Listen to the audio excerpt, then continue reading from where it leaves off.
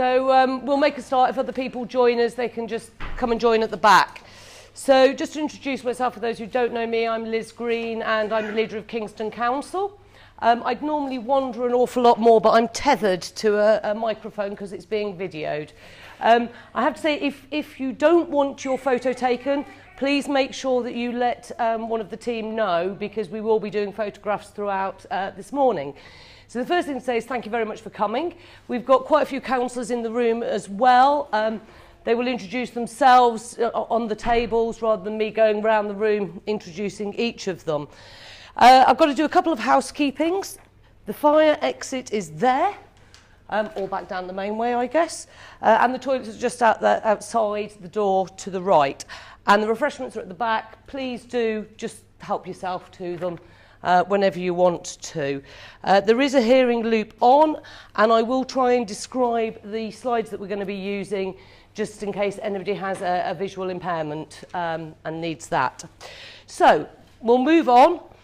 So the agenda for, oh God, I'm getting in the way of that. So the agenda for today is a little bit of me speaking, but that's not the main purpose. It's just really to set a bit of a scene for you all. It's really about the work that you'll do in the tables and the discussions that you'll have so that we can hear the feedback. So a little bit about the borough, a little bit about the financial picture, setting the priorities and our corporate plan and how we're going about that. Then the discussions at the table, then we'll come back together and you can ask me questions, and I'm aware some people have put in questions, so we'll do those first, but it will be open to anybody to ask questions, and then wrap it all up at the end. So, Kingston Borough, and when it says about Kingston, we do mean the borough, we don't mean Kingston Town Centre. So this is about the whole of the borough, and everything that we're talking about is about the whole of the borough. Please don't feel forgotten down here in south of the borough. I know that some people think that south of the borough doesn't get the attention, but I can promise you, your councillors down here make sure that we do give you the attention that you deserve south of the A3. So as you can see, the population is set to grow. That's a given. It will grow. The whole of London is growing. The whole of the South East is growing. So whilst this is a prediction and it may change, actually, it will be growing. There will be more people living in Kingston Borough in 20, 30 years' time than there are now. These are just a few of my favourite sort of demographic type information. So you can see the population projections. We have male, female, and in age bands. At the moment, we are quite in that mid-range band, with most people being sort of 25 to sort of 45 age groups, but we are an ageing population like the rest of the country, which is a great thing that people are living longer. But obviously, as people live longer, there can be more complex needs that they have for us. Also, it's really important the self-reported health, because actually we not only want people to live longer, we want them to live longer in good health. And that is self-reported of how you feel about yourself and your health. And we don't want people to be living a large number of years feeling that they are in bad health. And we also have the educational attainment. So within Kingston, we are higher than the average across the country in terms of people with degrees or A-levels. But I think what that masks sometimes is that we have people within the borough who have no qualifications, who live in poverty, and we have pockets of deprivation in a predominantly affluent, well-educated area. And that can lead to its own problems, because they are living amongst wealth or affluence, and that way you actually then it's much more noticeable for them to be able to do the things that the rest of their kids at schools do and things like that. There are a lot of those statistics. We can get you as many statistics as you want on this population of Kingston Borough. Right, the financial situation. So this is the national picture. This comes from the Local Government Association, and basically it's just to say income is going down in councils across the country, and what we need to spend is going up. It's as simple as that, this graph. And we've been in austerity for about 8 years now, with council budgets reducing. In Kingston, we get 74.8% of our income from council tax. That is a lot higher than many other boroughs. What that means is we are overly reliant on council tax and the income we get from it compared to some other boroughs. And the next one shows you, this is from 17-18. From central government, we received in what's called the Revenue Support Grant 5.5 million. Wandsworth received 37 million. Now, they are a bigger borough than us, population-wise, but actually it's to do with that deprivation indices, that number of people living in lower income families. A lot of it is to do with that, as well as other factors that get played into it. But that's one of the reasons, and the predominant reason, why our council tax is so much higher than, for example, Wandsworth. If we received the same level of grant per population, our council tax would be roughly the same as theirs is. And then you've obviously got Merton and Sutton receiving more than us as well. We actually now don't receive any government grant, main grant. We are now what's called financially independent of government. We do still receive some specific grants like public health, but predominantly we are self-sufficient. We have to raise it through council tax and we have to raise it through business rates. And then this is how we spend it.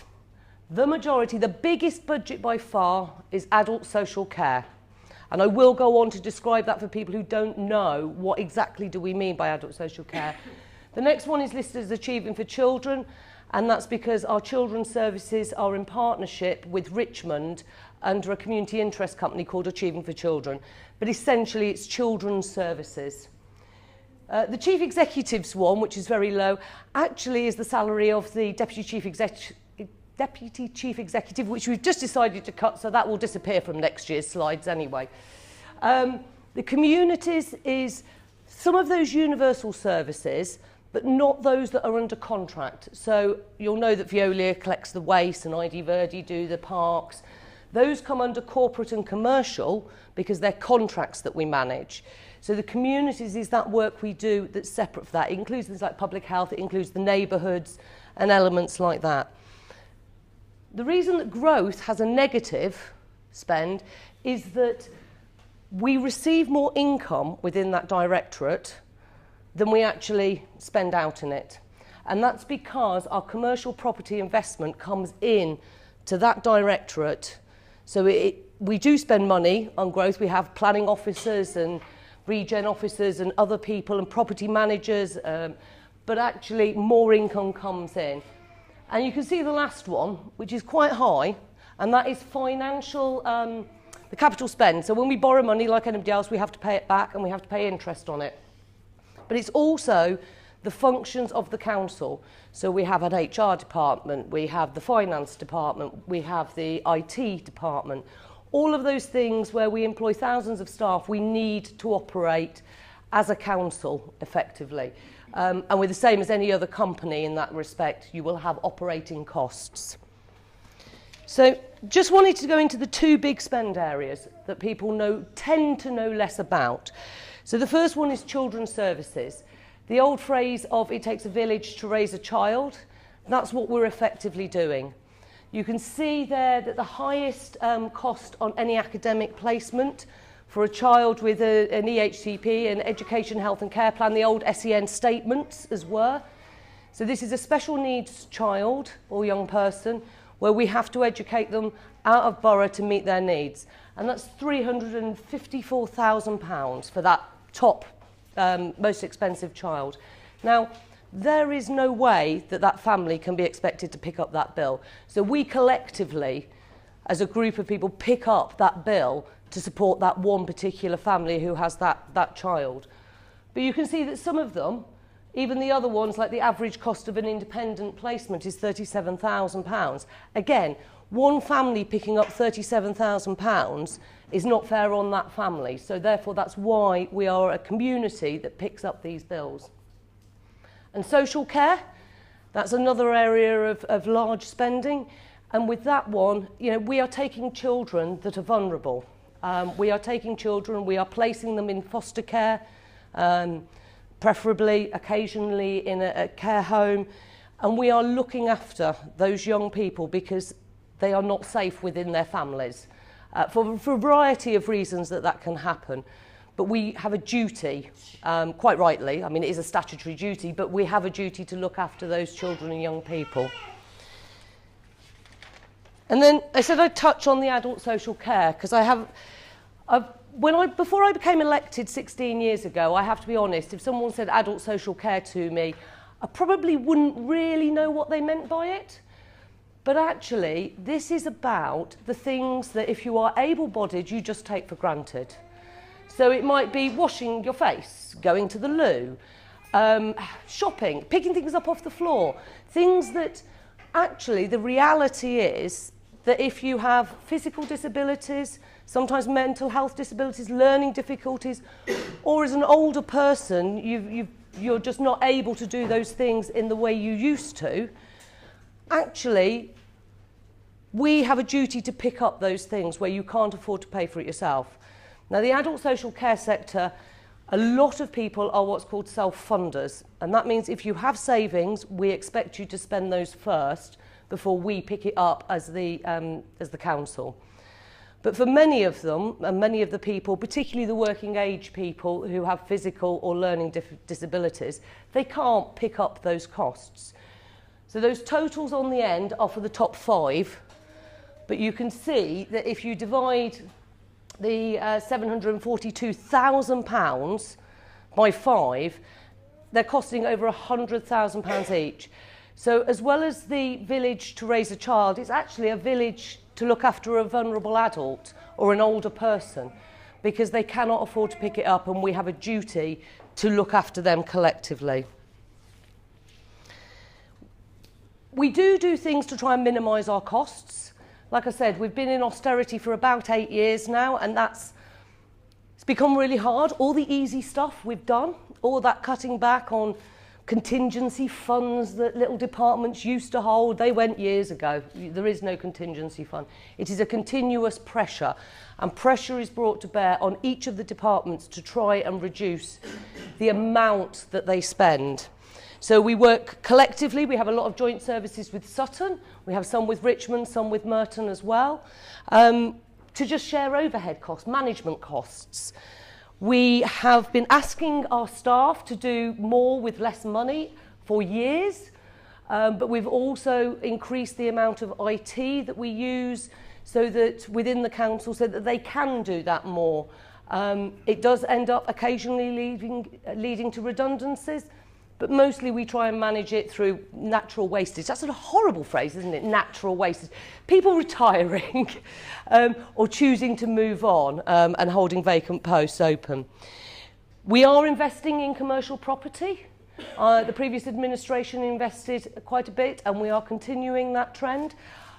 I didn't become a councillor to invest in commercial property, but if it brings in an income that I can then spend on adult social care, children's social care, or what we term universal services, roads, parks, things like that, then we'll do it. Because actually providing those services and protecting them is more important than whether we have a moralistic view of whether councils should invest in property. We have demand management, £1 million, and that sounds rather odd, I always think, because we tend to speak in council speak. Demand management is trying to maximise the independence of a person living at home rather than straight away take them into residential care. So an older person who's maybe had a stroke and is unable to do some of the things they were able to do beforehand, or they've had a trip and fall and broken a hip or something like that, what we want to do is support them in their own home while they get better, or whilst they learn what they can still do for themselves, rather than put them into a residential care home. Because once an older person is in a residential care home, it's very hard to get them back home. And nobody wants to spend their twilight years in a residential care home. They want to spend it at home, they want to be with family and friends. So that's what demand management is. And changes to debt management charges. That's essentially our finance team saying, how can we pay back what we owe, but do it in a cleverer way that means we don't have to pay as much out each year. And they're very good at doing that, legally doing it, but they are very good at doing it. So we do try and reduce what we spend within the council. I wanted to touch on developments. It's a big issue, particularly around here, but across the borough. This graph is just showing you where we actually are. So the green bars, they are the number of houses, new units, they call them units, I mean they're homes, but they might be a one-bedroom or anything else. They could be a student accommodation, that classes as a unit as well, up to a family home. How many we've actually been completing, how many that have been, somebody has moved into them. And then you can see where our targets go. So the first line is our current target of 643 units per year. And we haven't been meeting that, apart from 1 year. We predict we will next year meet that. The next line is slightly more difficult. It's not actually a target. 991 units is because we haven't been meeting our 643, so they've sort of added it on with what they call a 20% buffer. So in your, I keep saying what's called because it is, but your 5-year land supply, you absolutely have to show you have enough in the pipeline going on to be built. Otherwise, they penalise you and tell you to build more. But then that pales into significance compared to our target from the Mayor, the London Mayor, of 1,364 per annum. And the government target is even higher off the graph of 1,527. I have to say, I don't think we can stand to build 1,364 homes per year for the next 10 years in this borough. I don't think we've got the space to do it. I don't think we've got the infrastructure to be able to do it and cope with that influx of people moving into the borough for them.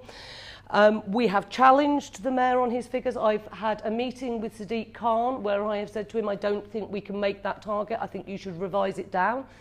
And we're currently in the phase with the draft New London Plan, which is the overarching planning document for London, where we are in the challenge stage. So we are challenging it both formally from the council and me personally to the Mayor and to the Deputy Mayor for Housing and the Deputy Mayor for Planning. But we have to be honest, we need new homes. We do need them. We have people that cannot afford to buy. What we don't need is loads more luxury accommodation. What we need is something that people can afford. So buy-to-rent type properties. No, rent to buy even, that way round. Rent to buy properties to help people onto a housing ladder. Social rented properties from the council. And London living rent properties where the rents that are charged enable people to save up money. Because there's a lot of people where they have children in their 20s or even into their 30s living at home who want to move out. And you may have some in your homes who you wish would move out. But they can't afford to, put simply, and you're not going to leave your children without anywhere to live. But actually, that's not the way it should be. They should, by the time they are working in their 20s and 30s, be able to afford to be. They may choose to live at home because it's easier, but that's a different matter. They should be able to afford to move out. And we are meeting with developers. I meet with developers. They come in, they request to meet with me. I always have a planning officer present.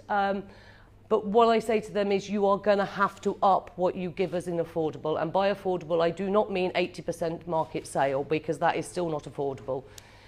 Saying it's not 500,000, it's 400,000 is not going to help a couple who are on 20, 25,000 a year. They're still not going to be able to afford it. So we are telling them it will take quite a long time for the message to get through. And we need to just keep pushing on that we're not going to let people get away in the way that they have done on building without putting affordable into their developments. So looking ahead to next year, we are in at the moment the budget setting cycle, as it's called. So we have to set as a council what's called a balanced budget, which means that we have to know what our income is and only spend what we have.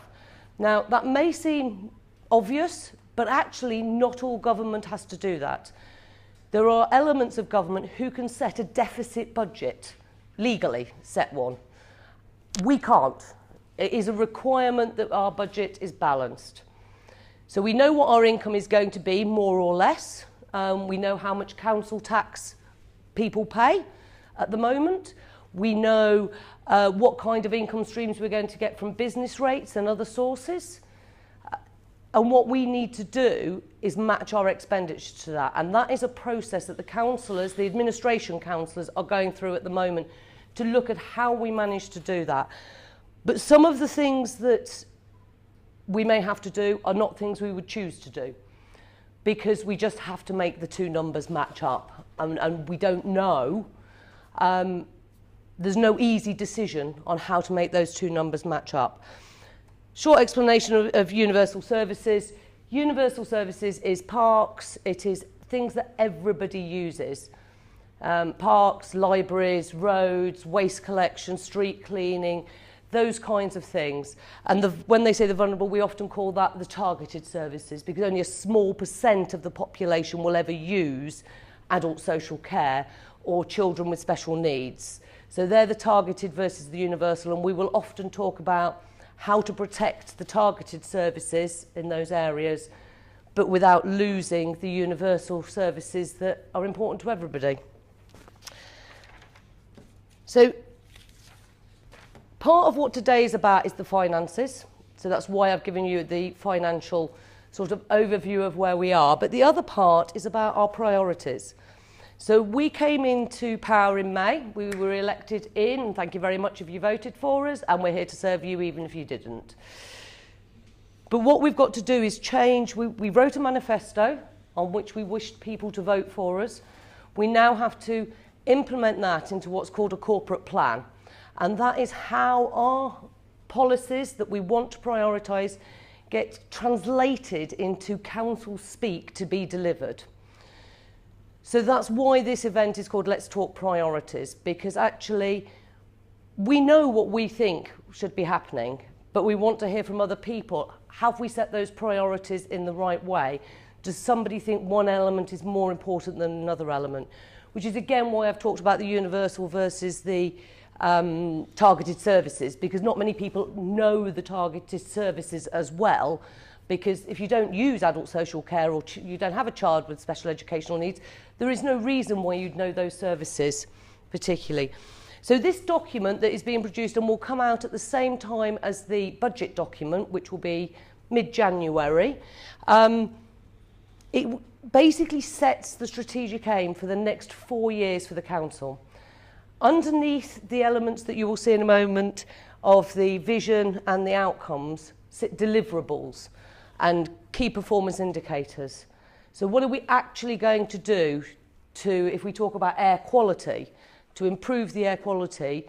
It's a great thing. Obviously, we all agree we need better air quality.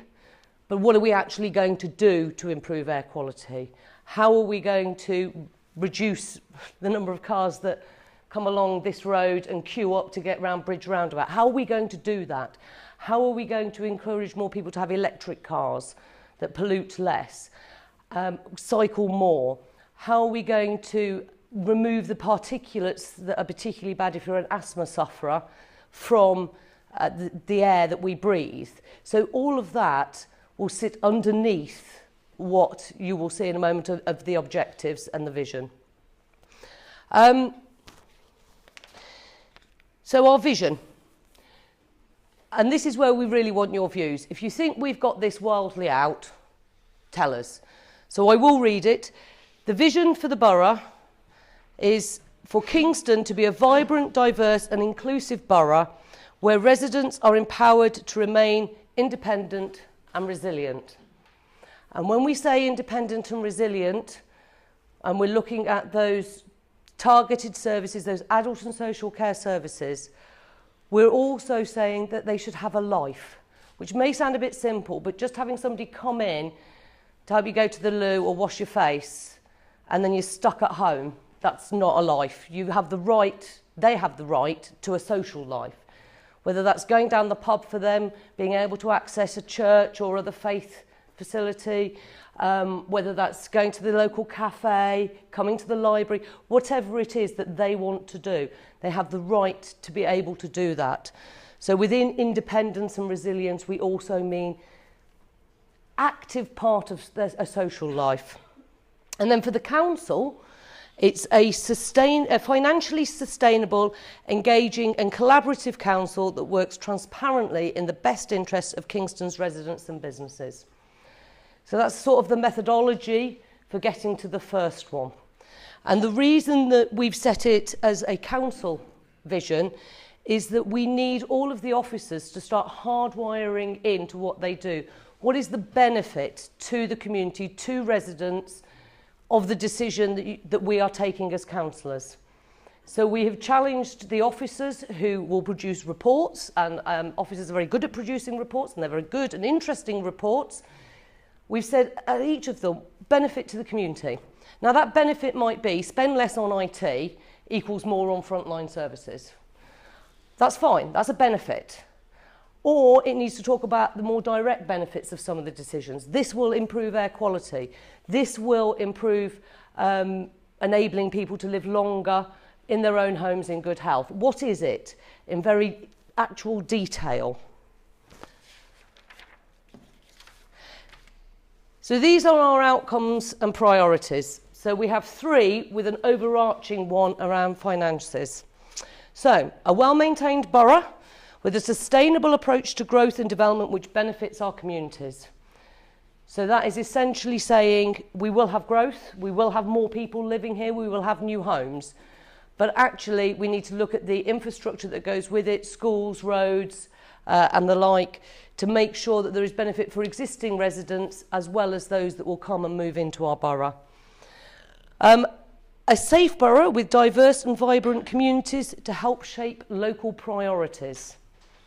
So I think we'd all obviously like to have a safe borough, and we are doing some work on police times at the moment because down this neck of the woods they're not as good as they should be since they changed the structures across London. But obviously we want that, and we welcome diversity and vibrancy and opportunities for everybody. Then a healthy, independent and resilient residents with effective support to those who need it most. So that's those targeted services, making it so that they can be independent, but at the same time helping those that do need that extra support where possible. And then overarching all of this is the finances, because I've pointed out we haven't got much money, if any money. A financially sustainable, engaging, collaborative council that works transparently in the best interests of Kingston's businesses and residents. So that's, you know, the basis on which we have done the corporate plan at the moment. But like I said at the start, actually that's our view, that's where we're coming from. But this series of events, we need to make sure that actually that's matching what people are expecting. Residents put us in power. We're very aware residents can take us out of power because that's the way in which democracy works.